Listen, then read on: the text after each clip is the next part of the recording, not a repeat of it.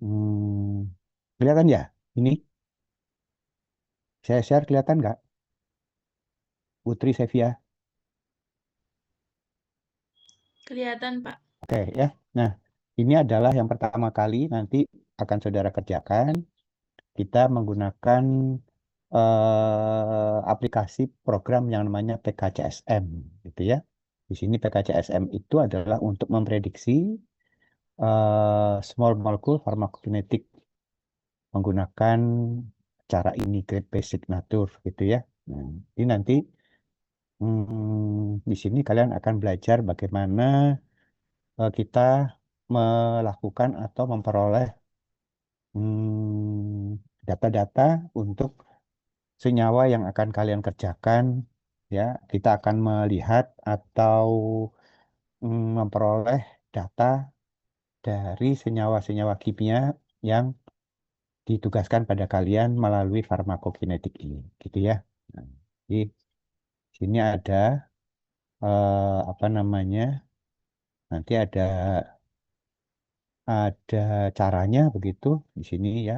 Ini linknya pertama adalah PKCSM. Aplikasinya disebut dengan PKCSM ya. Jadi kita memprediksikan small molecule karena kalau obat itu biasanya kalau di sana namanya small molecule ya. Nanti kalau kalian belajar yang lebih lanjut itu namanya menjadi ligan gitu ya. Nah, jadi ini nanti akan saudara kerjakan. Kita akan melihat bagaimana absorpsi, bagaimana distribusi, bagaimana metabolisme, ekskresi, dan juga sekaligus toksisitasnya. Ya, ini dengan satu aplikasi PKCSM ini kita bisa memperoleh data-data ADMET secara lengkap ya. Nah, hanya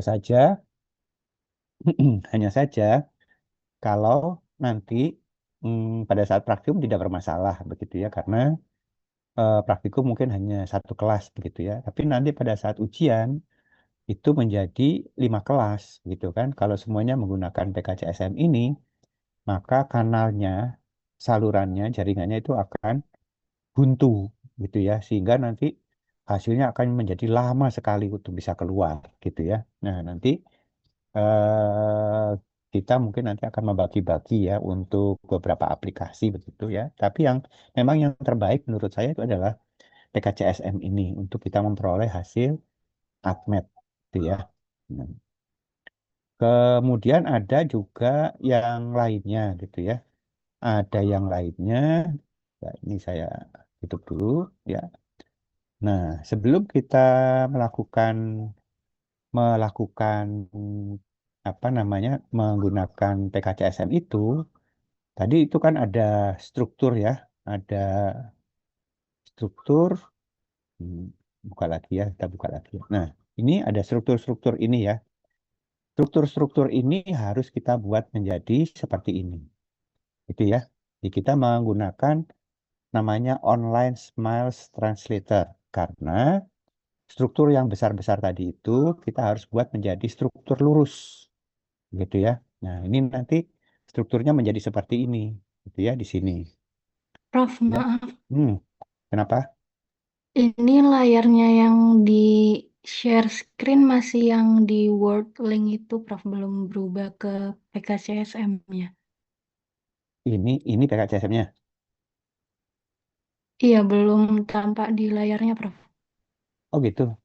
Jadi ini coba berarti harus saya stop share dulu ya. Gitu kah? Ini Iya, kelihatan nggak? mungkin. Ini kelihatan nggak? Masih di Word-nya, Prof.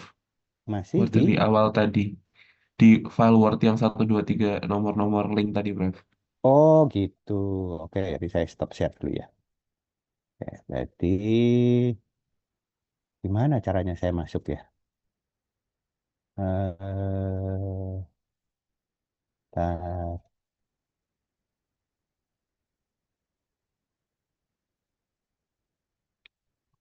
oke. Ini kelihatan? Kelihatan? Sudah, Prof, ya. Nah, ya. Lihat, Prof. PKCSM. Yang yang tadi PKCSM itu adalah seperti ini gitu ya. Nah, cuman kita nggak bisa kalau memasukkan struktur-struktur seperti ini ke dalam aplikasinya, sehingga kita harus merubah struktur-struktur itu menjadi struktur yang lurus menggunakan namanya tadi online Smiles Translator gitu ya.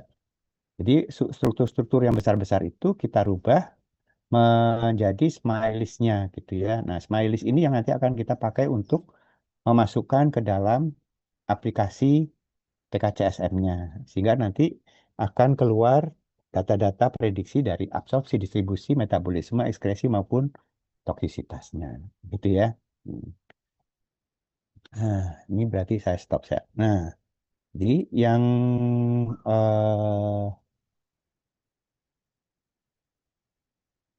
mana tadi? Oh, belum ada. Ini PKCSM ya. Terus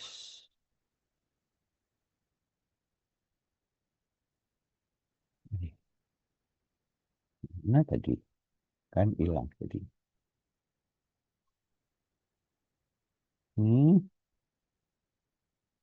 hmm, ah, gimana? Ini tadi.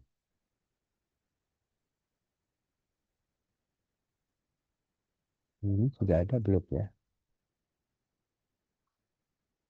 Hmm. Kemudian,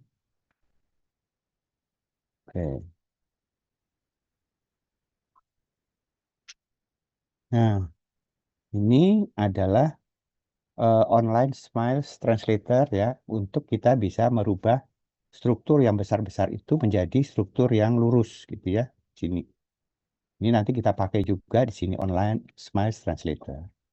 Di linknya itu seperti tadi yang ada di Word-nya tadi gitu ya.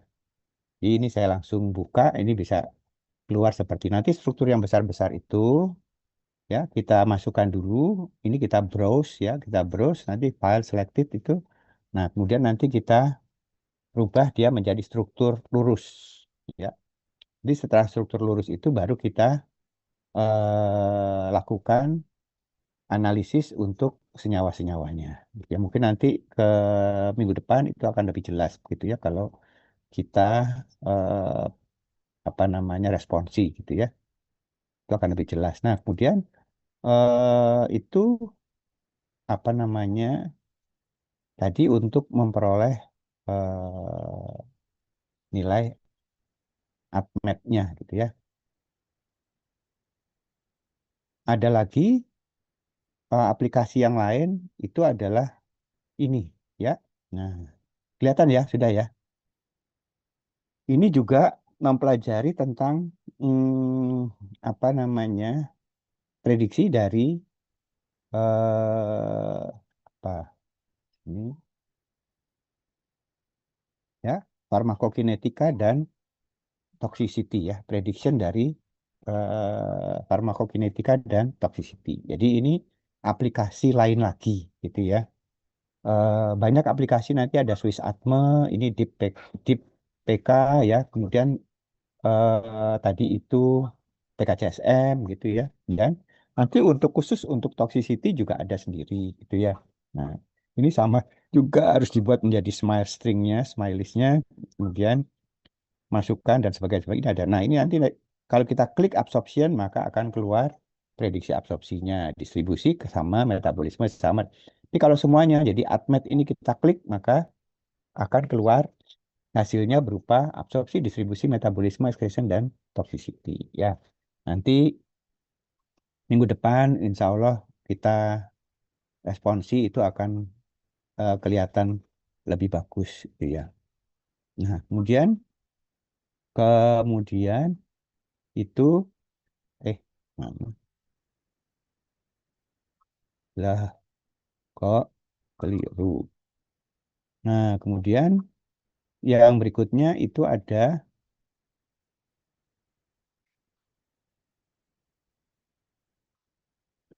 yang seperti ini juga ya. Nah, ini programnya lain lagi namanya adalah Swiss Atme gitu ya.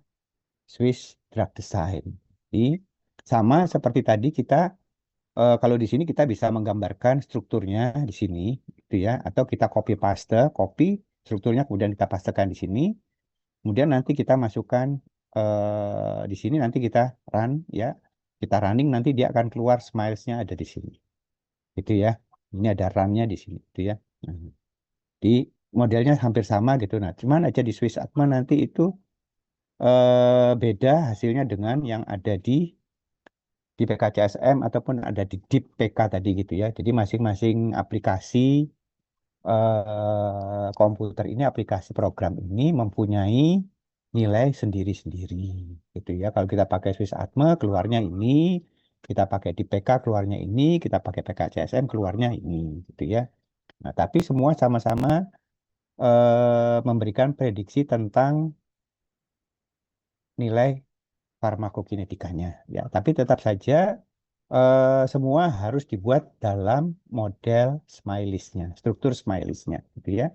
Nanti apa smiley itu nanti ada di minggu depan gitu ya. Saya sampaikan nanti minggu depan untuk smiley-nya gitu ya. Jadi nah jadi kita bisa melakukan eh apa namanya? Kita bisa melakukan prediksi nilai-nilai farmakokinetika ini menggunakan aplikasi program komputer ya.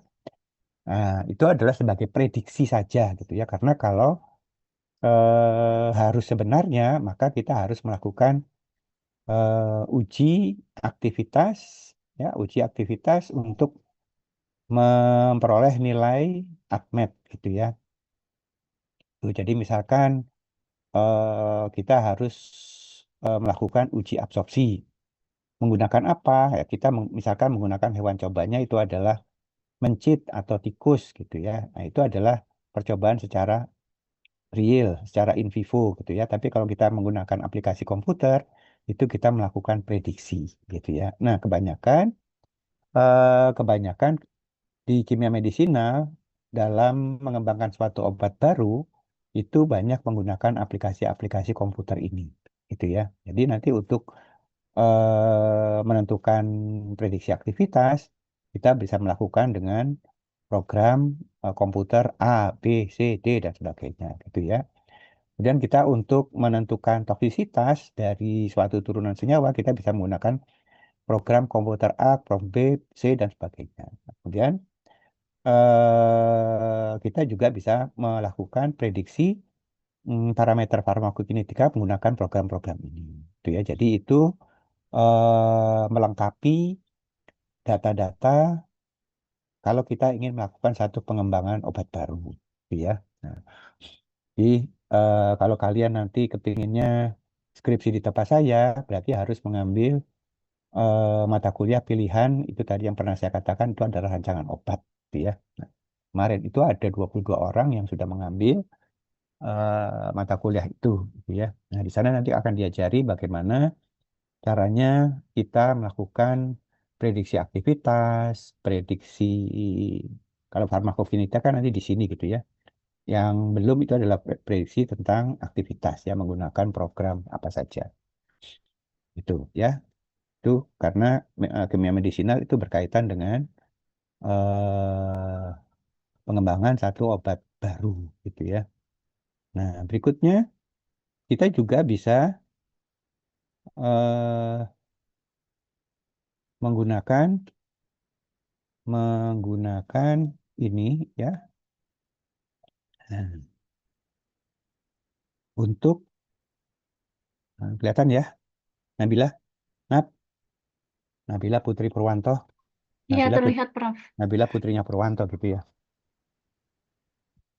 Sama-sama namanya sama dengan aku gitu ya.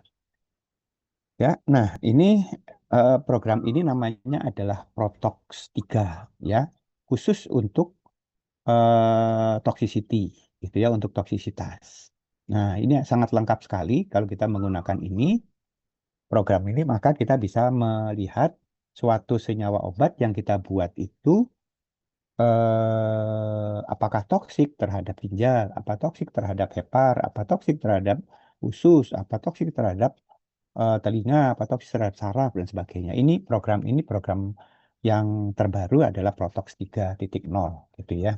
Ini khusus untuk toxicity gitu ya. Jadi banyak sekali yang bisa kita gunakan aplikasi-aplikasi komputer itu untuk untuk memprediksi absorpsi, distribusi, metabolisme, ekskresi, dan toxicity. Itu ya. Nah, jadi kalau kalian tertarik, nanti bisa kita belajar bersama-sama gitu ya. Jadi cuma nanti yang ada di buku gitu ya. Oh ya, nanti bukunya mudah-mudahan minggu depan bisa jadi ya, buku praktikumnya ya.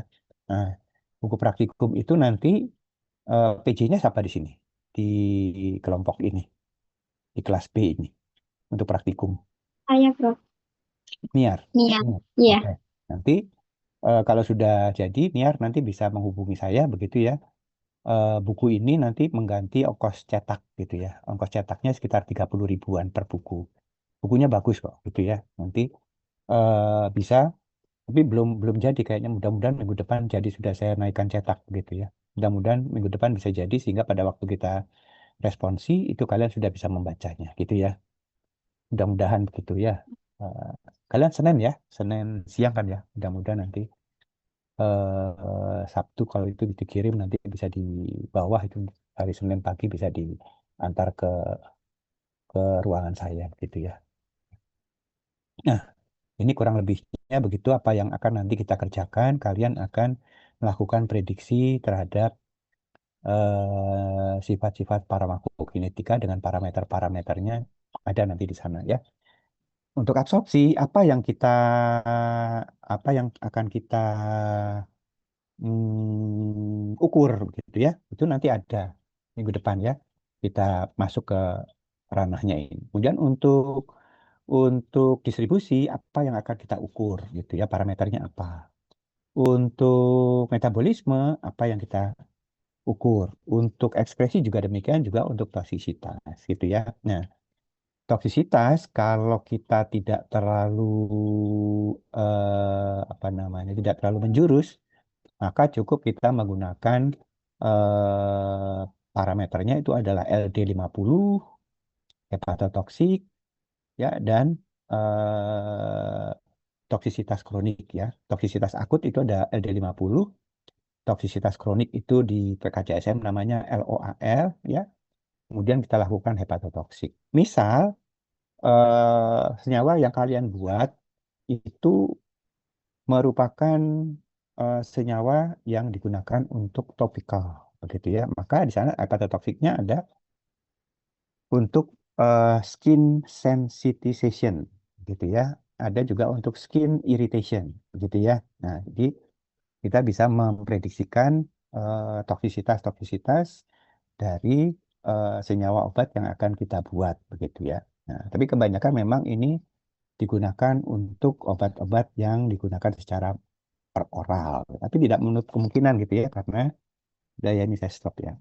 Nah, karena apa? Karena kemungkinan itu kita bisa saja mengembangkan berbagai macam obat, termasuk obat-obat untuk topikal gitu ya. Hmm.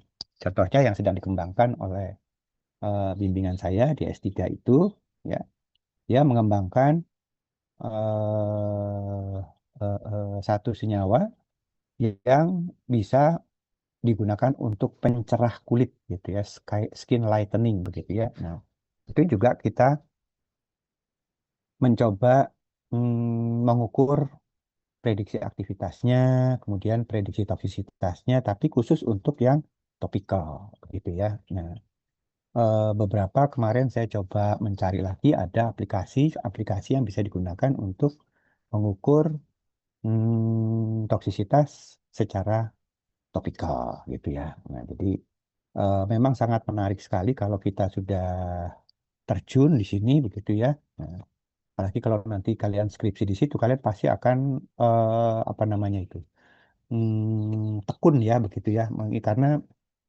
menyenangkan sekali begitu ya bisa bermain dengan program-program komputer yang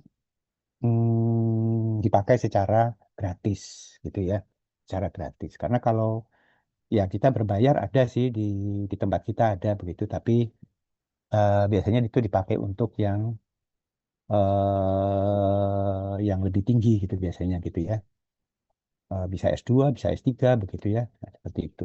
Jadi sementara saya juga jarang menggunakan yang berbayar. Kebanyakan saya menggunakan adalah yang free saja begitu ya. Di Saya pakainya Autodocs untuk prediksi aktivitas gitu ya. Nah, sementara kakak kelas saudara itu yang sekarang sedang S2 itu kemarin menggunakan MOE, Molecule Orbital Environment gitu ya. Nah, itu berbayar. Tapi saat itu lisensinya kita masih punya pada saat dia skripsi ya 2 tahun yang lalu itu masih ada gitu ya. Jadi itu bisa dipakai. Di, banyak sekali yang bisa kita kerjakan ya. Saya sedang belajar juga untuk aplikasi program komputer yang menggunakan atau berbasis Linux gitu ya. Dia ada yang berbasis Linux dan yang kita pakai biasanya ini adalah berbasis Windows gitu ya. Karena kalau di Linux bagi orang-orang Windows itu agak susah gitu ya karena harus menyiapkan apa jalur gitu ya. Seperti itu dan kita harus bermain dengan program kalau di Linux begitu ya. Menuliskan menuliskan apa namanya perintahnya begitu ya begini. Nah, jadi kita bisa lihat di mana kita lagi kerja, oh di sini kita seperti itu yang saya pahami begitu ya. Saya sedang belajar juga itu untuk yang Linux itu menggunakan program aplikasi tertentu ya yang juga free begitu ya. Itu bisa digunakan. Jadi misalkan kita nanti kepingin memprediksi aktivitas dari satu seri homolog turunan apa begitu ya. Itu kita bisa menggunakan aplikasi komputer ini begitu ya. Nah, hanya saja nanti pada saat di sini di farmakokinetika ini pada saat setelah kalian membuat smileys ya, kemudian kalian run itu, nah itu misalkan senyawa kita 5 ya, nanti yang akan keluar setelah di running itu hanya 4 senyawa gitu. Kenapa? Saya tidak tahu persisnya selalu hilang satu ini begitu ya. Sehingga kalau kita punya 5 senyawa, maka kita harus memasukkan 6. 6 itu yang itu kita bikin 2 gitu ya. Kita bikin 2 supaya nanti keluarnya tetap 5 ya. Ini sudah dari pertama kali saya belajar, saya mencari berdua dengan proses itu kenapa kok bisa kurang ya dari 6 itu menjadi 5 gitu yang keluar di hasilnya. Sehingga kita akali eh, apa namanya? Kalau itu ada 5 ya kita buat strukturnya menjadi 6 dengan induknya itu kita copy lagi ya sehingga nanti keluarnya akan menjadi 5. Gitu ya. Oke. Ada pertanyaan nggak dari sini kira-kira? Ya, kita belum belum menuju ke yang beneran diresponsi gitu ya. Ini sekedar untuk pengenalan kalian bahwa nanti di KM2 kalian akan belajar memprediksi sifat-sifat farmakokinetika dari satu senyawa obat gitu ya. Itu nanti seperti itu. Nah, nanti kalau kalian ingin mengembangkan obat baru, ya ini termasuk salah satu di antaranya yang harus kalian analisis gitu ya. Nah, kemudian nanti di masing-masing aplikasi itu, di masing-masing aplikasi ya komputer, misalkan PKCSM, itu nanti ada teorinya, gitu ya. Jadi misalkan absorpsi, absorpsi yang terbaik itu ukurannya berapa, gitu ya. Nah, itu ada di teorinya. Sekian sampai sekian persen itu dinyatakan absorpsinya baik. Sekian sampai sekian persen absorpsinya buruk, gitu ya. Nah, itu nanti ada di teorinya masing-masing aplikasi komputer ini, aplikasi programnya. Nanti untuk distribusi, misalkan volume distribusi steady state-nya VDSS ya berapa ukuran terbaiknya ya nanti akan ada di teorinya sana. Kemudian untuk metabolisme, metabolisme itu biasanya dilakukan di sitokrom ya sehingga biasanya simbol dari metabolisme itu di ini di aplikasi komputer itu simbolnya adalah CYP, sitokrom P sekian gitu ya. Ya, sitokrom itu biasanya ada di hepar gitu karena metabolisme kebanyakan berada di hepar ya. Ada sitokrom P50, ada P30, ada P60 dan sebagainya begitu ya. Nah, sehingga itu nanti kalau metabolisme pasti akan keluarnya substrat dan inhibitor gitu ya. Kemudian nanti kalau ekskresi apa yang akan kita ukur parameternya apa gitu ya. Nah, parameternya itu adalah total clearance ya dan satunya apa ya saya lupa ya total clearance dan transporter gitu ya lupa saya nanti. Minggu depan kita lihat. Kemudian kalau toksisitas tadi sudah saya katakan itu ada kronis, ada akut, dan ada hepatotoksik ya. Nah, di toxicity ini juga ada yang namanya ames toxicity gitu ya. Hanya kalau ames toxicity itu saya jarang menggunakan ya, karena kriterianya tidak jelas gitu ya. Jadi misalkan senyawa yang saudara buat pada waktu kita tes toksisitasnya ternyata dia ames toxicity-nya menunjukkan positif gitu ya. Nah, ames toxicity itu untuk menunjukkan bahwa senyawa yang kita buat itu bersifat mutagenik ya. Nah, kalau bersifat mutagenik maka tidak bisa kita pakai senyawanya, betul ya. Cuman itu tidak ada ukurannya. Yang disebut mutagenik itu dari berapa sampai berapa persen. Nah, itu yang nggak ada di situ ya. Sehingga saya jarang sekali menggunakan mutagenik toxicity gitu ya. Nah, kalau kita menggunakan tadi aplikasi Protox 3 itu bisa kita lihat di sana. Karsinogenik itu ada ukurannya sekian sampai sekian gitu ya. Nefrotoksik itu ada ukurannya sekian sampai sekian. Nah, memang di Protox 3 itu digunakan untuk melihat semua toksisitas yang berkaitan dengan organ gitu ya. Jadi ada di sana sebenarnya. Kalau di PKCSM terbatas, toxicity-nya terbatas itu ya. Nah, tapi PKCSM itu sekali kita running, cek semuanya akan keluar absorpsi, distribusi, metabolisme, dan ekskresi serta toksisitas. Ya nanti banyak sekali kriterianya dari absorpsi itu banyak sekali ini. Kita milih mana yang kita pakai, yang biasanya di jurnal apa yang kita pakai gitu ya. Begitu juga distribusi, banyak sekali distribusi itu parameternya. Yang biasa banyak dipakai di jurnal apa, metabolisme, ekskresi, toksisitas itu juga begitu ya kita pilih ya. Jadi kita tidak semuanya menggunakan parameter-parameter itu, gitu ya. Guys, ada pertanyaan? Belum ya? Niar? Belum ya? Belum bisa menggambarkan gitu ya. Nanti kalau sudah kalau sudah kita minggu depan responsi itu mungkin akan lebih jelas gitu kelihatan ya apa yang akan kita kerjakan gitu ya. Di sementara ini untuk pengenalan-pengenalan di apa prediksi nilai farmakokinetika mungkin seperti itu gitu ya.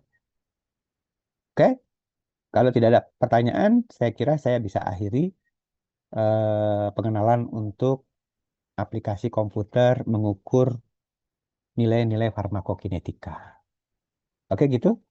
Ini semua masuk kah? Niar, temanmu? Masuk, Prof. Kelas B ya? Iya, Kelas B semua ya? Kalau gitu nanti akan saya klikkan aja gitu ya di cyber. Oke? Kalau semuanya lengkap, nanti saya klikkan nanti beres semuanya gitu ya. Oke, ini R1 berarti rombel 1 ya Niar ya? betul, Prof. Rombel 1, rombel 4 itu ada Nabila, Purwanto, ya, R3, rombel 3 itu ada Dela, gitu ya, yang kelihatan di layarku gitu ya. R2 ini ada Najwa, R4 itu ada Bakti, Andaru, gitu ya. Terus, loh, Nabilanya ada dua ya. Nabila Minhat, satunya Nabila Kurnia. Tadi yang tadi, Nabila Putri Purwanto. Aku kok nggak pernah ketemu Nabila Putri Purwanto ini ya. Anaknya sendiri nggak ketahui gitu ya. Oke, terus ada Bagas, Ilham, Sultan, Ananda Febrian, Asna, Lolita, Adrian, Andri Anita, ya. Putri, Adelia, Fitri, Hana, Diva, Akmal, Clarissa, Fatia, Regina, Jessica, Iva, Laurena, Asra, Sinika Bagaskaranya ada dua berarti ya. Ada Sinika Bagaskara, tadi ada satunya Bagaskara juga. Siva, Hansa, ya, Hansa, Nif, Nif, Nif Triana ya emang ya. Rasya, Rasya mana nih nggak kelihatan Rasya. Rasya Ratna, oke. Dewi Indah Ayu, Nawafila, Hasna, Kafka. Oh Kafka ini ketua kelas kita gitu ya di Di kuliah ya Kafka ya. Oke, Prof. Hilyatul Hosan, Rahma Fadrianti, Vibi, Filda Narisa, Rizkia, Zakia, Viola, Lola, Nur, Fajar, Dona Farsana, Nur Jubaidah, Dwi Putri, Manda, Livia, Askia, Lydia Berliana, Asmi, Zubar. Loh, ada Bu Nusul. Oh, habis ini Bu Nusul ya soalnya ya. Lupa aku. Iya, iya. Tak pikir aku sendirian. Oke, itu ya. Saya akhiri untuk saya, itu ya. Monggo Bu Nusul bisa dilanjut.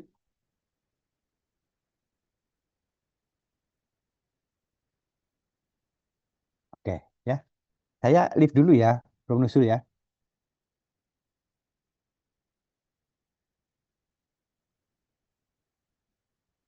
Halo, Prof. Nusul.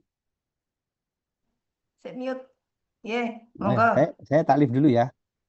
Ya, Oke, Assalamualaikum. Waalaikumsalam.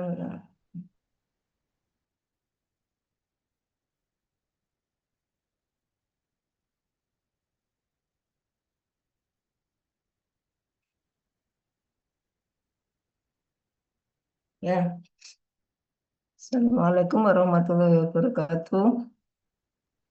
Waalaikumsalam. Waalaikumsalam warahmatullahi wabarakatuh. Ya, karena ini kan pengenalan programnya dulu, saya sudah memberikan video ya. Memang banyak video yang ada di situ, tapi dari sekian banyak yang eh, ada sekian banyak itu yang saya cari. Ya, saya tentu tidak akan mencari yang diupload mahasiswa bahasa Indonesia meskipun tidak salah ya, tapi nanti pas ada hal-hal yang memang yang sesuai dengan yang diharapkan. Jadi pengenalannya Anda perlu tahu dependent variable dan independen. Kalau untuk analisis regresinya masih kesulitan, nanti bisa bertanya sekarang, ataupun kalau masih belum juga nanti bisa sampai kan masih lama ya menjelang itu. Tapi saya harapkan Anda sudah tahu SPSS itu seperti apa. Bahkan mungkin sudah ada yang menggunakan untuk analisis lain, misalnya ANOVA, UJT, ya, dan lain-lain itu sudah umum. Anda bisa melihat di internet. Jadi kalau zaman sekarang, saya kan ngikuti orang zaman sekarang ya, itu Anda bisa belajar sendiri. Sehingga saya hanya memfasilitasi dan memberikan konfirmasi. Ya, supaya Anda tidak, oh, maksudnya itu saya sudah tahu gitu ya. Kalau sudah tahu kan saya perlu yang Anda tidak tahu apa. Ya, karena itu pada kesempatan ini pertama saya ingin Anda bertanya saja karena saya sudah memberikan itu ya. Di sumber itu apa yang Anda belum paham atau Anda ingin tahu sehubungan dengan yang akan kita kerjakan.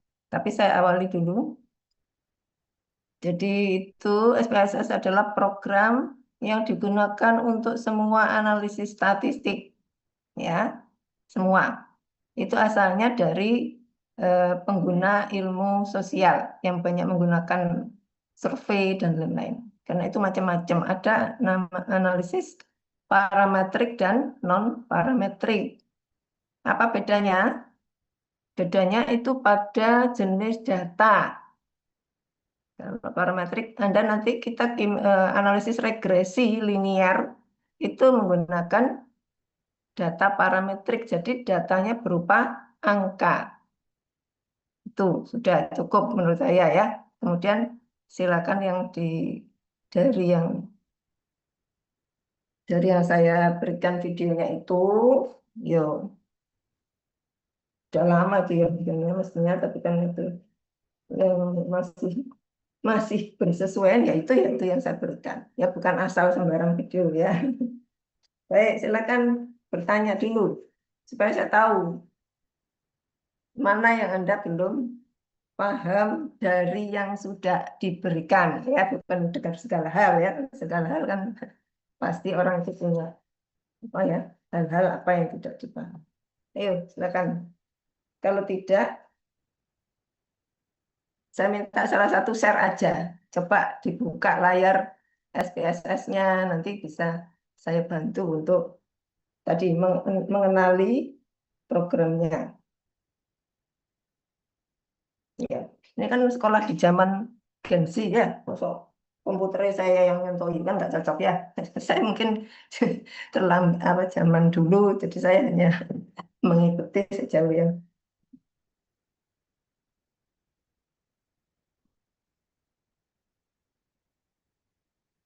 ya, silakan, waktunya terbatas. Ini nanti sudah membuat catatan ya di kertas sesuai permintaan saya. Halo, Mohon maaf, Prof. Sebelumnya tadi kita baru dapat info kalau itu tugasnya diupload tadi pagi dan masih itu ada enggak kelas diupload, enggak diupload. Anda baca enggak tulisan saya? Iya, Prof. Baru Ininya apa? baca tadi pagi. Semalam belum ada. Loh, Ini di sudah malam, seluruh dari sore dan sudah rangkaian. sudah kemarin siang. Kemarin siang saya sudah. Untuk di kelas B baru tadi pagi, Prof. Munculnya. Yuk, sekarang tak bagi, silakan dilihat. Ini saya taruh di sini linknya. Sudah ada kan linknya di situ? Sudah lihat? Nah, ini cepat di-share. Enggak bisa. Ini aja di-share di sini. Nah, jadi tidak ada alasan tadi pagi atau setengah siang dan lain, kita tetap bisa belajar itu ya. Jadi jangan menunda apapun. Saya lihat dibuat buka sekarang. Sama aja yang Bapak itu nerangkan dengan saya itu sama. Kalau saya nerangkan itu Anda tidak nanya ya, sama aja.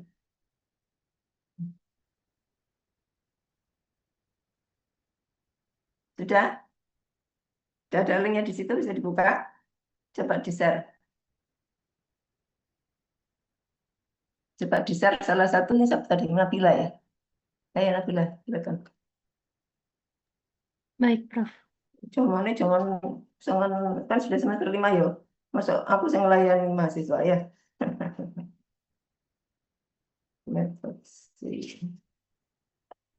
Share. Dan lihat itu waktunya mungkin nggak sampai jam berapa nih. Masih nutut 40 menit nggak sampai. Kita lihat sama-sama.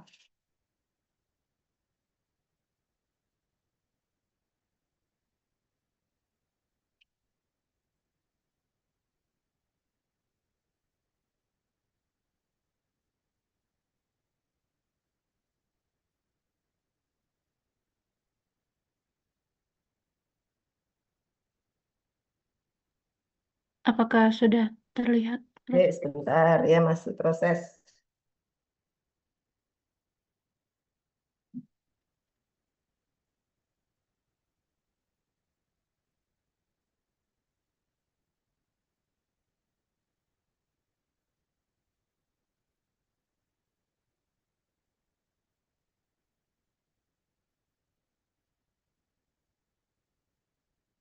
Wah, perhatikan ya semuanya. Dilihat aja. Suaranya bisa dikeraskan. Hello, this is Dr. Grande. Welcome to my video on conducting a multiple linear regression in SPSS. In a multiple linear regression, we have two or more independent variables, and we want to determine their contribution to a single dependent variable. In a simple linear regression, we have one independent variable and one dependent variable. When working with linear regressions, it's important to recognize that independent variables are sometimes referred to as predictor variables or explanatory variables, and dependent variables are sometimes referred to as outcome variables or response variables. So taking a look at these fictitious data I have loaded in the data view in SPSS, I have three predictor variables and their scores on three instruments: a depression inventory, an anxiety inventory, and a substance use inventory. And our dependent variable, our outcome variable, is functioning. And in this case, let's presume that all of these variables are recorded as t-scores. T-scores have a mean of 50 and a standard deviation of 10. There are several assumptions for a multiple linear regression, including the sample size. And one common rule is that you need 20 records for each predictor variable. So in this case, I have 3 predictor variables. So I would need at least 60 records. That rule only applies if the dependent variable is normally distributed. If the dependent variable is not normally distributed, you'd want more than 20 for each independent variable. So in this data set, I have 100 records. So I meet that assumption, and I am going to check for normality in the outcome variable functioning. Other assumptions include an absence of outliers in all the variables, a linear relationship between the independent variables and the dependent variable, and an absence of multicollinearity between the independent variables. All of these assumptions can be checked as part of the linear regression procedure, except for the dependent variable being normally distributed. So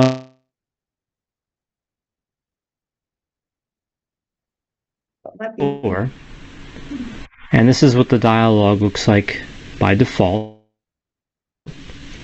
So I'm going to move functioning over to the dependent list, then move over to plots.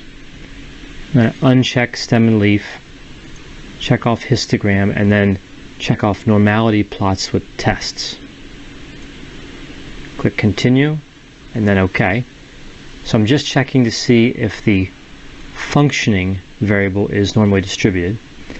And normally here I'm going to interpret the Shapiro-Wilk, and we're looking for a non-statistically significant result so that we can assume we have a normally distributed variable, and we have that. 0.516 is greater than 0.005. So we would assume in this case that this variable is normally distributed. If you were to interpret the Kolmogorov-Smirnov test, we have a significance here, a p-value here of 0.2. So again, not statistically significant. So with either test of normality, we would assume the data are normally distributed in that variable. Moving back to the data view, we can now start configuring the multiple linear regression. So go to Analyze, Regression, and Linear. And this is what the dialog looks like by default. I'm going to move functioning, that's our outcome variable, over to dependent. And for independent, I'm going to hold down Control and select depression, anxiety, and substance use, and move them over to the independent list box. Under statistics, I'm going to add R-squared change, descriptives, and part and partial correlations, as well as case-wise diagnostics. Estimates is checked off by default, and we'll leave it that way. Press continue. Then for plots, I want to check off the normal probability plot, and for the y-axis, I want Z-RES-ID.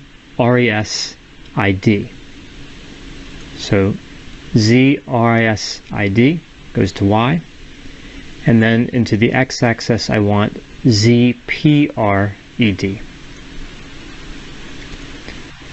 Those are loaded in, so I'll click continue. Under save, I'm going to leave everything as default, except I'm going to click on Cook's distance. That's the one metric I'll add, one statistic I'll add here. Now click continue. Under options, I'm going to make no changes. I'm going to exclude cases listwise here. There are no missing values in this data set. So the missing values, the different selections here wouldn't make a difference. I'll click continue, and then I'll make no changes to the style. So This is now configured to run the multiple linear regression. Click OK. You can see that the regression output starts with the descriptive statistics. So we have the mean and the standard deviation for all of the variables, starting here with functioning. And remember, these are t-scores, so we would expect a mean of 50 and a standard deviation of 10, and all of these variables are fairly close to that.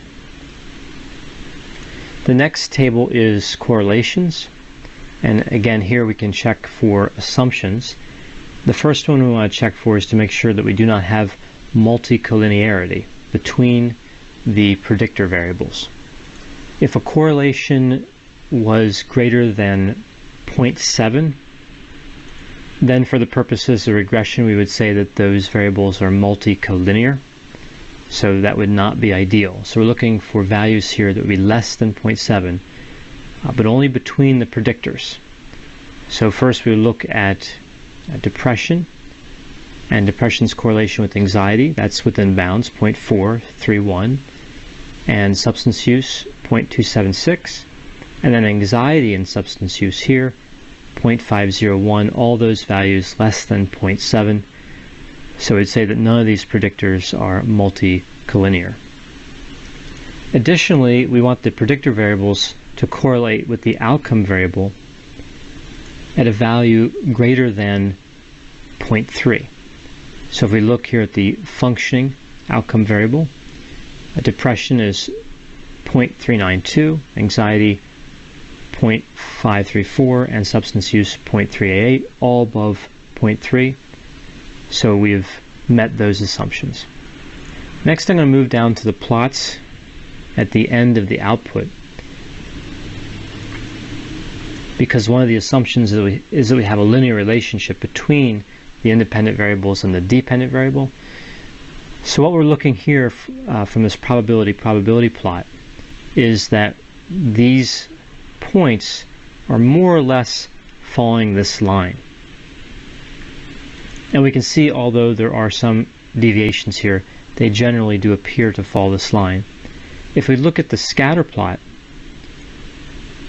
you can see we have the regression standardized residual on the y-axis, that's where we placed it, and the regression standardized predicted value on the x-axis. And what we're looking for here is that none of these points fall outside of -3 to 3, either on the x-axis or the y-axis. So in this case, we're in good shape because none of the values are greater than 3 and none of the values are less than -3. Next, I'm going to move up to residuals statistics, and I'm going to look for the standard residual. You can see that's right here, standard residual. The minimum -2.412 and the maximum 2.007. That's a good range for the standard residual. We don't want to be outside of -3 to 3. And then I'm going to look at the Cook's distance. You see a minimum of 0, a maximum of 0.144. For Cook's distance, we don't want a value greater than 1. So we're okay here as well. If the Cook's distance here was greater than 1, and you wanted to identify that record in the data set, Cook's distance is saved as a new variable in the data view. So if I were to move back over to the data view, you can see Cook's distance here is the last variable in the data set. It was created as part of the linear regression procedure because I checked off the Cook's distance box. So if you wanted to see the maximum value, sort descending, and it brings the maximum value to the top. Of course, this is well under the limit of 1. But if we had a value greater than 1, you could easily see what record it was associated with. So I'll just resort this by ID and go back to the output. And I'm going to move up to the model summary. And you can see you have the R value and R square, and then the adjusted R square. So we would interpret the adjusted R square if we had a small sample size, In this case, since the minimum sample size was 60 and we have 100, and our dependent variable is normally distributed, I feel comfortable interpreting the R square. You can see they're not much different. So what this R square says is that our model explains 33.4% of the variance in the dependent variable, which is statistically significant. You see it over here to the right. That's a statistically significant finding. You can see below the model summary you have an ANOVA table, and this ANOVA tests the null hypothesis that the slope of the line is 0. So we would want a significant finding here, and we do have statistical significance here.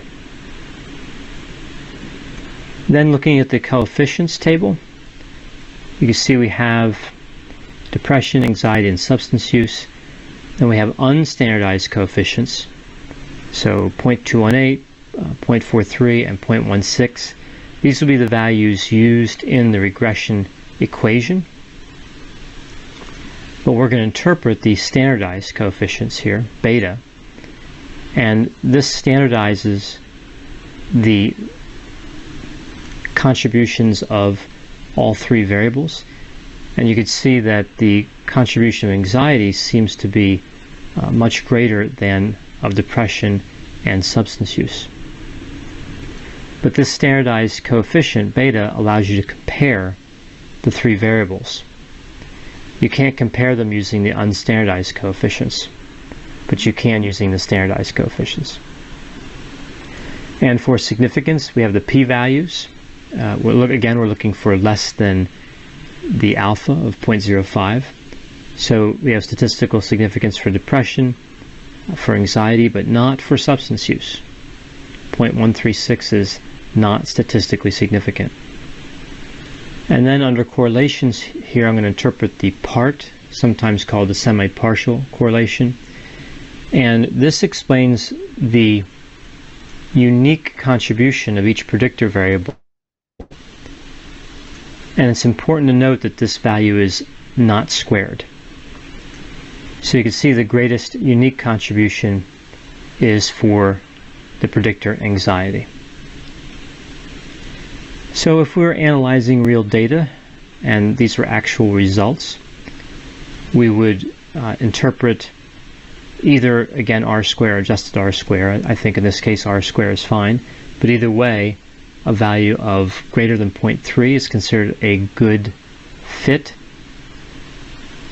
Under ANOVA, we can reject the null hypothesis that the slope of the line is 0. And then looking at the coefficients, we would say that depression and anxiety made a significant contribution to change in the dependent variable, but the substance use inventory score did not. So if you were choosing scores that predict movement in the functioning variable, in this case you'd pick the depression inventory and the anxiety inventory, and probably would not pick the substance use inventory. I hope you found this video on conducting a multiple linear regression in SPSS to be useful. As always, if you have any questions or concerns, feel free to contact me, and I'll be happy to assist you. Ya, ya sudah. Nah, dari situ coba apa yang bisa Anda dapat dari awal. Hanya seawal saja. Satu, apa?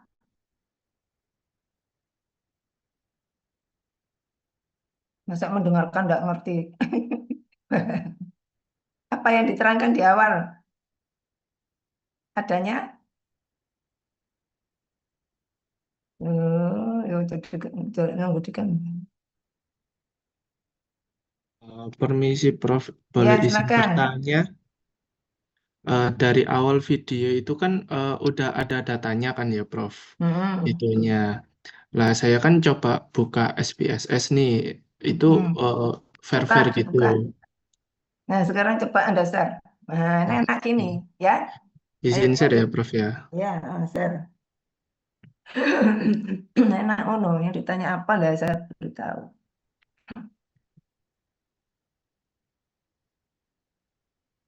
Oke, sebentar. Oke, salah. Nah, gini.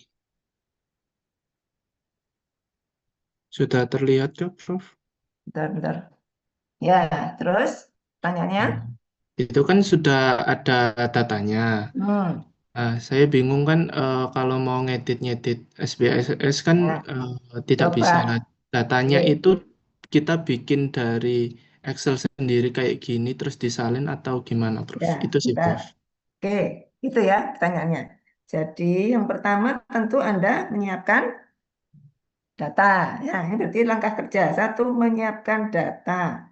Nah, data itu nanti bisa Anda entry-kan langsung di sini, seperti Anda ngisi Excel, ya. Nah, perkara bisa ditransfer dari Excel, jadi nanti aja. Yang penting sekarang saya menjelaskan basicnya di sini. Jadi Anda entry-kan. Hanya saja sebelum mengentry, Anda perlu mendefinisikan. Tadi makanya saya tanya, yang pertama kali, siapa tadi? Mr. Sapa itu menjelaskan apa? Ada, coba datamu, Nur, itu ada data di Excel. Ini saya coba Nah, bikin tadi. itu ada yang disebut apa? Variabel bebas, ya. Ada variabel terikat. Ya, tadi di bahasa Inggrisnya apa? Variabel bebas adalah independen, merdeka, ya. Nah, baru aja 17-an. Independen berarti variabel bebas. Dependen. Nah, sekarang di datamu ini mana yang, oh ini kamu nyoba itu tadi ya. Iya. Nah, jadi tadi kalau dari video tadi yang termasuk variabel tergantung apa tadi? Depression, substance use, atau function?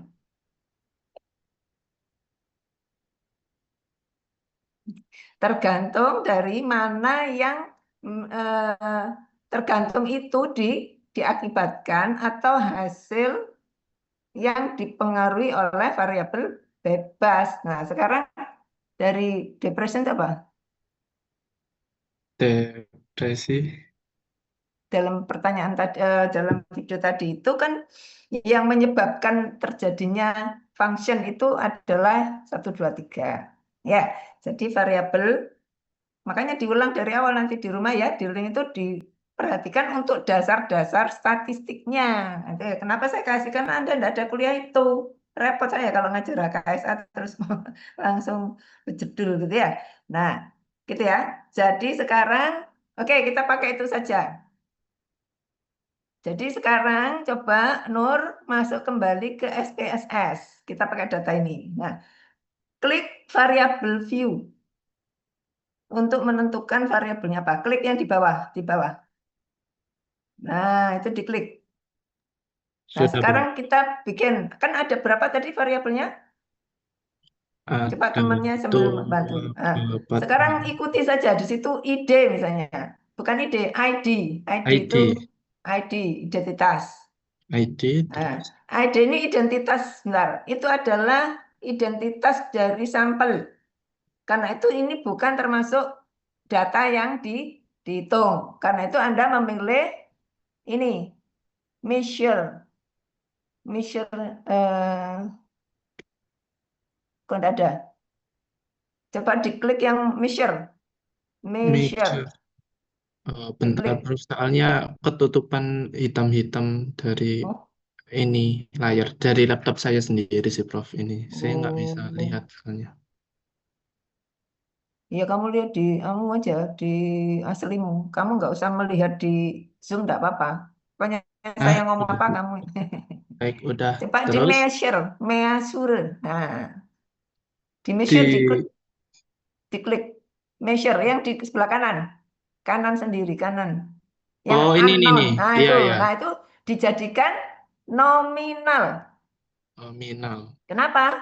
Karena bukan termasuk variabel. Ya, itu hanya identitas dari sampel kita. Nah, nanti kalau obat bisa nama senyawa. Ya, nama senyawanya apa satu itu berarti identitas. Kemudian yang kedua apa tadi? Jadi yang pertama kali kita menyiapkan data. Kedua, kita memasukkan nama-nama variabel di variabel view. Coba Sekarang temannya bantu komando atau gimana? Gimana Nur? Yang kedua apa tadi? Kolom Variabel kedua, sembarangan X1 gitu boleh ya? depression Sebut tuh aja X gitu ya, X1. X1. X1 Nah, artinya variabel bebas. Yang pertama, kita oke. aja biar cepat.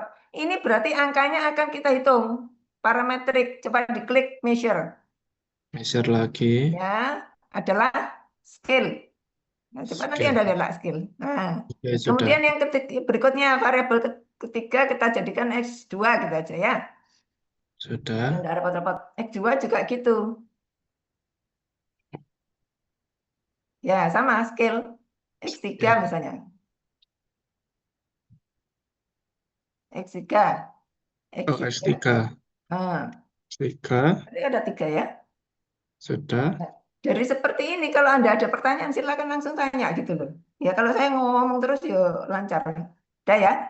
Misalnya kita punya 3 variabel bebas. Tadi apa contohnya apa tadi? 3 ya. Nah, kemudian variabel function nanti bisa diulang videonya. Itu adalah variabel terikat, tergantung atau dependent. Kita tulis Y. Y. Y. Y. Y. Jadi Y variabel tergantung itu Y. Ya. Berarti Y juga scale, parameter. Ya, coba di scale. Measure-nya scale. scale. Nah, coba sekarang Anda nanti dicek di video pasti sama. Ya. Nah, sebentar. Apakah ada yang bertanya? Nur kalau mau nanya, nanya. Ya, berarti data X1 sampai X3 itu variabel bebas, terus yang Y itu sama dengan Variabel terikat. terikat. Nah, itu nanti diulang-ulang ya videonya. Di depan dia menyerangkan itu. Jadi, analisis regresi yang dilakukan di video tadi adalah analisis regresi multiple. Artinya multiple itu variabel bebasnya lebih dari 1. Nah, tidak harus 3, bisa 2, bisa 4, bisa 5, bisa 10. Ya. Karena itu tempatnya banyak. Tetapi variabel tergantungnya Y hanya 1. Tuh. Nah, makanya nanti diulang videonya tuh. Saya sudah nyatet itu. Dia mengatakan di depan. Jadi kalau multiple regression itu variabel bebasnya lebih dari 1. Variabel tergantungnya hanya 1. Pasti Y-nya cuma 1. Lah nanti Anda akan berlatih yang mana yang disebut tergantung itu. Ya, tergantung itu berarti tergantung pada variabel X. Tadi, ya kan, misalnya apa ya, kalau contohnya di rumah tuh. Makanan dengan berat badan. Ya, variabel tergantungnya apa? Makanannya apa? Berat badan? Berat badannya. Hah? Berat badan. Ya, kalau makanannya banyak secara normal, umum ya ini kan contoh. Maka berat badannya meningkat. Nah, kita mau analisis apa benar ada hubungan. Nah, itu pakai regresi. Tapi dalam hal itu faktornya kan cuma 1. Ya, variabelnya cuma makan. Nah, mungkin ditambah lagi variabel kedua, tidur. Ya, tidur. Kemudian ada olahraga misalnya gitu ya. Atau dan lain-lain. Bisa ya dibayangkan? Nanti mencari variabel gas. Nah, sudah sampai di sini dulu untuk memahami itu. Nanti kita lanjut. Maksudnya ya sekarang lanjutnya. Sudah? Sudah paham, Prof. Nah, kalau sudah seperti ini, Anda nanti bisa mengatur ini bisa. Misalnya ini, desimal. Coba diklik. Desimal. Kalau yang ID nggak usah ya. ID kan nggak ada. Desimal itu bisa diklik. Kalau misalnya angka Anda itu ada 3 desimal, bisa diatur. Diklik ke atas atau ke bawah. Ya, bisa. Gitu ya. Bisa. Oke, sekarang kita bikin 2 aja atau 3 semua terserah. Kita untuk contoh aja. Nah, tergantung data kita. Jadi kalau datanya cuma 2 desimal ya 2, jangan dibuat 3. Ya. Oke. Sekarang sudah selesai ini kita set, kita masuk ke data view. Coba masuk ke data view, diklik bagian bawah. Bawah. Nah ini sudah ada. Tadi kan nggak ada. Iya. Sekarang Iya. Anda masukkan angkanya. Coba tadi di copy aja. Oh, tadi di copy. Ya, kalau sudah ada, karena jangan semua, cuma angkanya aja. angka aja. Ya semua angka maksudnya tidak pakai angka, tidak pakai Coba ya, semua Prof. angka, tapi tidak pakai nama variabel maksudnya ya. Variabel namanya tidak usah, hanya angka aja. Nah, seharusnya Anda mengentry langsung di sini bisa. Daripada Anda nulis di Excel dulu, terus pindah lagi ya. Ini nggak apa-apa, itu sudah berusaha seperti itu sudah bagus. Nah, sekarang karena Anda sudah nulis di situ, coba copy aja, masukkan ke sini. Supaya kita bisa latihan. Itu tadi datanya banyak, sampai 11, tulis semua aja, masukkan semua. Mau masukkan semua, baik, Ya, Prof. semua aja. Semakin banyak kan semakin kesimpulan kita itu akan bisa untuk umum. Ya, coba di copy semua. Masukkan aja angka sembarang di latihan ya. Maksudnya angka ini sembarang kan tidak apa-apa. Jadi tadi yang ada di video itu datanya dia 100. Ya, tidak harus 100 ya, hanya ada tadi ada asumsi ukuran sampel. Jadi sampel itu ada jumlahnya. Berapa minimalnya yang harus disediakan. Nah, itu nanti ada teorinya di kuliah kimia medisinal ya. Nah, sambil Anda nanti menunggu tanda petik giliran praktikum KAM3, Anda silakan tadi yang di video itu dicari apa yang disebut variabel bebas, variabel tergantung, terus contoh-contoh data. Ya, tuh tugas Anda. Nah, kalau saya tuh minta nulis di kertas itu jangan dikumpulkan di mana, Bu? Memangnya kalau nulis itu harus dikumpul. Tapi mungkin saja nanti suatu saat saya minta dikumpulkan untuk melihat partisipasinya. Ya, saya selalu begitu. Saya membuat menilai Anda itu dengan bukti data. Jadi tidak ngawur kira-kira. Karena itu kalau ada yang bertanya ke saya akan beritahu. Temenmu ada gitu saya kasih tahu. Ya, hanya untuk saya melengkapi saja. Ya, sudah. Jadi seperti ini. Sudah, Coba sekarang kamu buktikan desimalnya dikurangi karena ini 00. Coba enggak pakai desimal. Coba. coba Kak pakai aja. Balik ke Ini ya. variabel. Dinolkan. Yang ID enggak usah. Enggak apa-apa. Nah, misalnya gitu atau mau dibuat dua boleh. Wes, kembali. Bentar, Kembali Prof. ke situ ya. Jadi ini ya, diperhatikan ini ya sudah. Jadi kalau Anda melakukan benar. Nah, ya, jadi dia sudah menyesuaikan. Oke. Dah. Jadi begitu, gampang toh? Kalau Anda sudah siap datanya, itu nanti tinggal klik aja. Seperti yang disampaikan dan nanti ada interpretasinya. Nah, interpretasi ini yang butuh kalau dalam kimia medisinal HKSA ya tentu ada teorinya dulu. Untuk interpretasi hasil dari HKSA. Tapi kalau interpretasi statistiknya sudah ada tadi. Ya, dari video ini yaitu pertama melihat nilai P value ya, P value tadi ya. Terus ada apa persamaannya dari mana koefisien itu silakan dipelajari dari video tadi. Nah, itu Anda tulis dalam itu apa kertas itu tadi supaya jelas apa yang ketika Anda menulis terus Anda baca. Kalau Anda habis selesai nulis itu bacaan. Jangan diserahkan ke saya terus untuk apa saya belajar dari tulisanmu. Gitu ya. Ketika saya meminta untuk mengumpulkan artinya Anda sudah membaca terus Anda kumpulkan ke saya berarti konfirmasi bukan sekedar ini lebu sudah enggak begitu. Ya, jadi membuat tugas itu memandu Anda untuk belajar. Ya, Anda baca, Anda pahami. Kalau Anda dalam membaca tulisan Anda sendiri belum paham, nah itu dijelaskan lagi. Ya, lihat lagi videonya, dilengkapi. Nah, kalau sampai mentok nggak bisa, ya tanya temennya misalnya yang dekat. Kalau tidak, ya tanya ke saya boleh. Ya, gitu ya. Itu caranya orang belajar.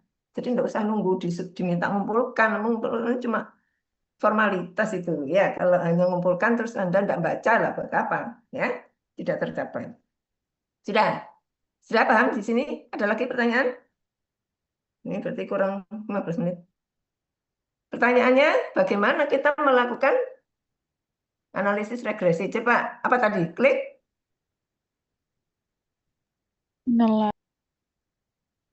Klik. Ayo, dilakukan. Ayo Nur, dipandu temannya. Siapa tadi? Nabila? Minta tolong. Masuk saya.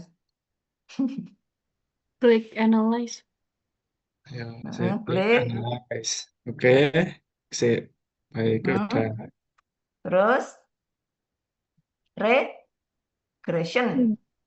Langsung Statistik. aja. Klik analyze Nih. regression. Nggak usah. Diloncati aja yang tadi. Jadi ya. Oh, Jadi regression untuk ini. analisis normalitas, analisis dan lain-lain itu diloncati saja. Ya. Nah, karena itu memang butuh untuk data penelitian, apa itu harus begitu. Tapi kalau Anda untuk praktikum itu dianggap nanti data yang kami berikan itu sudah memenuhi itu. Ya, jadi di skip aja. Tapi kalau Anda mau latihan di rumah boleh, nanti ada yang susah gitu, nanya saya boleh, saya senang. Ya, tapi kalau untuk praktikum saya skip sampai di sini. Jadi regression, terus linear. Ini ya. Nah, klik. Nah, terus apa tadi dependennya? Ya jelas itu Y. Coba diklik di Y. Klik, masukkan situ. Melalui panah. Panahnya diklik. Tanda panahnya diklik. Klik. Nah, udah. Ya, terus X-nya dimasukkan di Independen. ya, boleh 1, boleh 2, boleh 3 ya. Ya, ya mestinya lebih dari 1 ya, ini multiple. Nah, jadi nanti dalam praktikum kimia medisina nanti kita bisa 1 per 1, 1, 2, 3 ya nanti. Yang penting Anda tahu ini dulu. Terus sekarang kita ini dulu diklik statistik. Ini mungkin bisa dicatat ini. Kalau yang di video dicatat boleh, itu lengkap. Kita hanya mau ini confidence interval. Diklik. Confidence Ini yang sebelah kiri. Blok bawahnya estimate. Oh, ini Nah, ya. itu akan kelihatan 95. Berarti kita alfanya 0,05. Kalau orang yang tadi sudah di. Nah, kemudian ini klik deskriptif. Ini. Ya, karena kita kan mau tahu berapa data rata-rata. Yang lain-lain kita tidak usah untuk praktikum. Ya, untuk praktikum tidak usah, nanti butuh waktu lama. Nah, kenapa itu tidak perlu yang lain? Karena data yang diberikan nanti sudah dianggap memenuhi yang seperti disampaikan oleh Dr. Sapa atau profesor itu. Ya, oke. Kemudian langsung continue. Termasuk membuat grafik dan itu tidak perlu kalau untuk praktikum, ini tidak nututi waktunya. Tapi kalau Anda belajar di rumah seperti video itu terus tanya saya, tidak apa-apa. Ya, tapi itu tidak menjadi syarat penilaiannya. Kalau Anda lebih dari itu, alhamdulillah. Tapi tidak menjadi syarat. Langsung ke oke saja. Langsung oke. Enak, cepet toh. Nah, itu ya. Coba lihat deskriptif. Jadi di deskriptif itu Anda lihat bahwa rata-rata dari masing-masing variabel itu ada angkanya di situ. Ya, supaya tahu aja. Jumlah sampel 10 benar? N? Betul? Betul. Ya, ini sambil ngecek. Nah, kemudian korelasi. Coba korelasi tadi disampaikan korelasi ini itu untuk mencari hubungan antar variabel. Nanti kita tidak melakukan ini. Ya, di praktikum tidak perlu. Ya, karena untuk HKSA ya tidak perlu, tapi bukan berarti untuk segala hal. Terus turun. Ini tidak perlu, tapi ya datanya dilihat aja nanti. Nanti bisa ditanyakan ketika praktikum. Nah, di sini kita melihatnya di model summary dan tabel ANOVA. Model summary kita mendapatkan nilai R. Mana nilai R? Berapa? 0. R yang ini loh, R. Berapa coba disebut? Bukan. R saja, tidak ada embel-embel. R saja. Mana R saja? R. Oh, 784. Nah, itu R. Ya. Kemudian berikutnya adalah R square, jadi R kuadrat sebelahnya. Ya. Yang lain-lain itu enggak usah. Itu kalau teori statistik dasar dan lain itu harus. Tapi kalau untuk HKSA kita, untuk praktikum khusus, kita perlu ini saja. Dan yang satu lagi adalah standard error of estimate SE. Ya, berapa? 4,314. Ya, oke. Udah ya. Nah, berikutnya yang kedua adalah mencatat atau mengamati tabel ANOVA. Nah, di situ kita lihat tadi, sig tadi yang disebut P value, P value atau nilai P. Nah, ini nilai P value itu kalau kurang dari 0,05 berarti ada hubungan yang bermakna. Kalau R tadi kan Anda harus lihat tabel. Ya nanti jangan, ini PR Anda nanti melihat R itu memenuhi atau tidak, lihat tabelnya, nanti aja saya kasih tugas lagi. Tapi Anda bisa melihat dulu dari nilai P ini, signifikansi P harus kurang dari, tadi confidence-nya kan Anda klik 95 toh, berarti Ya. 0,05. Jadi harus kurang dari 0,05 supaya kita bisa menyimpulkan bahwa ada hubungan yang bermakna antara variabel X dan Y. Nah, udah gitu Dok. Setelah itu nanti ini jadi juga F itu juga nanti karena ini harus lihat tabel nanti setelah kuliah dan praktikum nanti akan atau saya pandu nanti di tugas di hebat ya, sering-sering lihat hebat. Karena kan masih ada praktikum yang lain jadi nanti saja. Kemudian berikutnya tabel yang ketiga yaitu koefisien. Nah, koefisien tadi juga di video disebutkan yang kita lihat itu yang koefisien B unstandardized. Ya, unstandardized itu adalah untuk membuat persamaan. Tadi sudah bilang gitu itu Bapak. Bilang to make a equation. Nah, ya untuk membuat persamaan. Jadi persamaannya adalah Y ya, Y dengarkan. Y sama dengan 0,100. Jadi titik itu depannya koma ya. Y sama dengan 0,100 X1 ya ditambah 0,666 X2 ditambah 0,320 X3. Terus terakhir ditambah konstantanya negatif. Jadi minus 13. Tidak kelihatan ya, maaf ya. Mata saya kan sudah tua, jadi 13 atau 10 itu. Ditambah. Oh, yang atas ini. Hah? Yang atas minus 10. Oh ya, jadi tidak ditambah, tapi minus 10,027. Nah, itu sebagai urutan terakhir. Ya, jadi Anda ngurutnya dari variabel boleh bolak-balik boleh, tapi karena kita sudah ngurut X1, X2, X3 kan enak ngomongnya. Ya, begitu?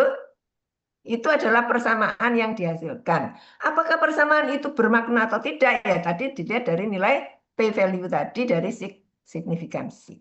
Nah, kalau signifikansinya memenuhi, berarti persamaan itu tadi Anda pakai. Digunakan untuk membuat kesimpulan, untuk merancang obat baru, dan lain-lain. Jadi nanti kalau di dalam HKSA, persamaan HKSA itu dipakai untuk memprediksi senyawa obat yang mau kita bikin. Jadi gambar dulu kayak tadi itu loh yang farmakokinetik tadi kan gambar dulu ya, digambar terus dicari nilainya berapa baru dianalisis regresi. Jadi nilai-nilai parameter itu sudah Anda bisa di praktikum KM1. Ya, karena itu KM1 diperhatikan. Nanti yang KM2 tentu tidak bisa dipakai untuk HKSA karena bukan eksperimen langsung. Jadi untuk HKSA itu harus eksperimen langsung baik pada in vitro maupun in vitro misalnya Anda uji mikrobakteria. Maaf, apa sih gampang? Uji antibakteri ya, yang praktikum mikrobiologi itu bisa dipakai atau uji in vivo ya, yang di praktikumnya entah bahan alam apa di mana farmakokinetik itu bisa digunakan untuk HKSA. Ya. Kalau yang tadi yang PKCSM kan prediksi, masuk prediksi diprediksi lagi ya, itu tidak, data yang kita dapat nanti juga jauh dari realita. Kita kan mau pakai ini kan supaya mendekati realita, jadi tidak repot-repot. Kalau sintesis itu insya Allah pasti senyawanya aktif gitu maksudnya. Ya, sudah? Ya, nah nanti silakan diulang-ulang itu videonya. Perhatikan tadi yang di bagian awal dia ngomong variabel ya. Kemudian yang inti yang kita lakukan yang saya sebutkan ini tadi intinya Anda setelah dapat data langsung analisis regression dan menginterpretasi tabel-tabel. Yang lain-lain itu harus dilakukan memang ketika Anda melakukan penelitian harus begitu. Tapi karena di dalam praktikum itu selain memang waktunya sudah singkat, memang data yang kami set itu sudah diuji Ya, sudah diuji dengan yang diuji oleh tadi profesor siapa tadi. Ya, jadi bukan berarti dalam kimia medisinal tidak mengikuti kaidah tadi, mengikuti, tapi yang Anda dapat datanya itu sudah memenuhi kriteria ya, sehingga Anda langsung bisa melakukan. Nah, nanti kalau Anda skripsi dan lain-lain mau menggunakan semua cara yang disampaikan tadi itu ya harusnya demikian ya, lebih bagus. Datanya lebih Anda tahu aslinya dari mana. Tapi kalau sudah praktikum kan memang datanya Anda tidak tahu ya, pokoknya dapat kan gitu ya. Oke. Sudah bisa dipahami dalam hal ini sampai sejauh ini? Hanya untuk operasi regresi ya yang kita pelajari hari ini. Jadi tidak usah khawatir ya, oh yang saya tidak bisa ini ya. Tapi kalau Anda mau nanya silakan. Nah, misalnya sekarang Anda mau 2 saja, misalnya cuma 2, X1 dan X2 ini keluarkan, coba klik, terus panah. Nah, coba, tadi kan sudah di-set. Jadi kalau sudah di-set tadi, selama Anda belum menutup layar ini, maka Anda tidak usah nge-set lagi, langsung aja oke. Oke. Ya, karena tadi sudah di-set. Nah, ya, oke. Dan ini, hasil ini bisa Anda save file, save as. Ini File, save. save boleh. Hasil ya, yang data tadi belum di-save. Nah, ini di-save-nya di mana? Coba cari tempat yang gampang gitu, atau di desktop gitu ya. Nah, jangan di program. Kalau nge-save jangan di program. Jangan di-output nama, kasih nama, misalnya latihan. Nah, latihan regresi misalnya gitu ya. Perhatikan file hasil itu ekstensinya SPV. Ya, coba diingat-ingat itu filenya SPV. Terus di save langsung. Mana di itu? open ini Oh, save-nya, karena kamu Prof. membuka ini, karena kamu membuka folder, coba di open. Halo? Iya, open. Karena kamu membuka folder. Coba di open. Klik open. Di open. Iya, lewat kamu Oh buka. iya. Nah, sekarang save. Ini. Oh, komputer bisa diwocok. Sudah. Save. Coba Berarti saya di buka situ ya, kamu. Prof. Mbak, save aja lah, nggak usah buka-buka lagi. Open panas. Laptopku panas. Save, sudah. Oke. Sudah, ini dibuka. Belum di save, itu belum keluar gitu. Di save dulu. Oh, Nah. sudah tadi sudah. Coba ini dikecilkan aja, di cross atau dikecilkan. Sebentar. Mana Ini, SPSS? gini. Oh. Mana layarnya SPSS? Coba kembali. Oh, ini. Jangan ditutup, tadi belum di save ya. Oh, ini ada ini. Coba di Ada. bawah. Bukan, satunya. Oh, yang Data. Oh, ditutup. bentar. Diklik. Ada kok. Ini nih. Ya, ini tadi belum di save ya. Coba di file save dulu sebagai data. Coba file, save. Bentar, data. Di farmasi tadi. Apa nih? Data latihan regresi gitu. Jangan data tok, data apa? Data latihan regresi, jadi itu pasangannya yang tadi. Pasangannya tadi. Oke, save. Nah, perhatikan dulu sebentar. Loh, kesusu.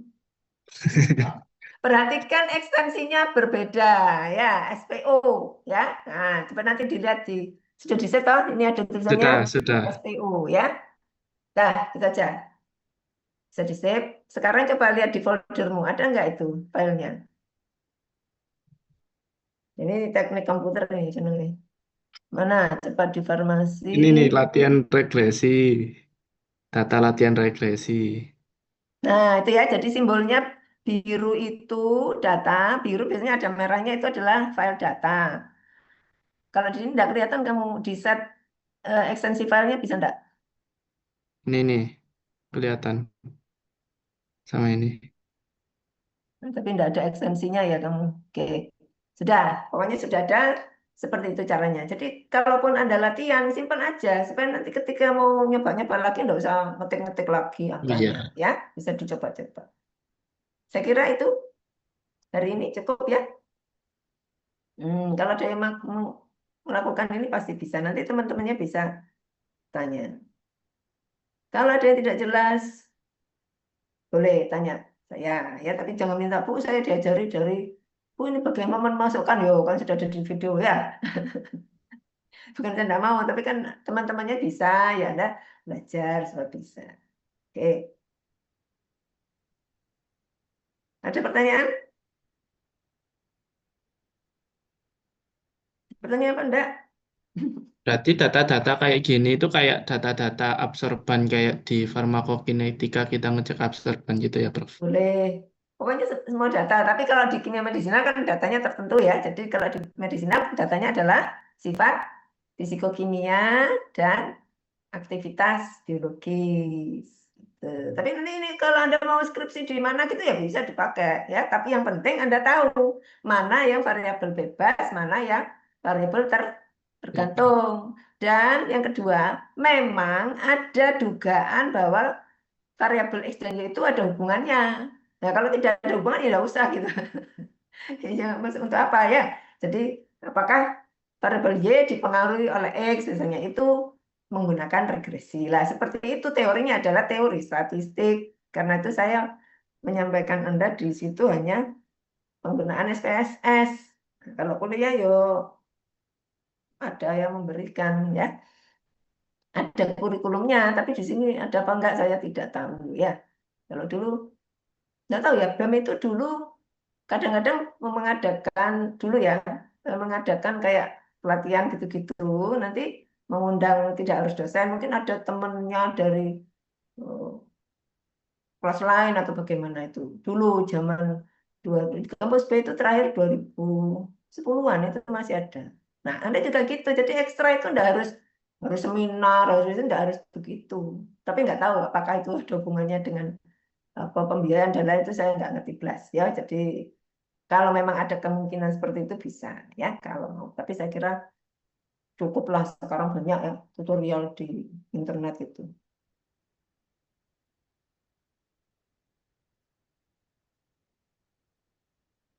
Oke?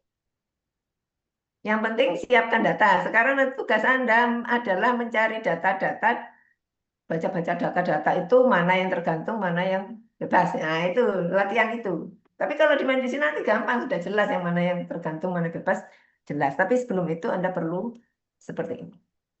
Oke, ya. Baik, karena waktunya sudah belum habis ya. Dianggap sudah ya. Kalau suruh saya. Baik, ini ada semua. Tadi sudah diabsen sama Prof. Tony. Sudah, Prof. Baik.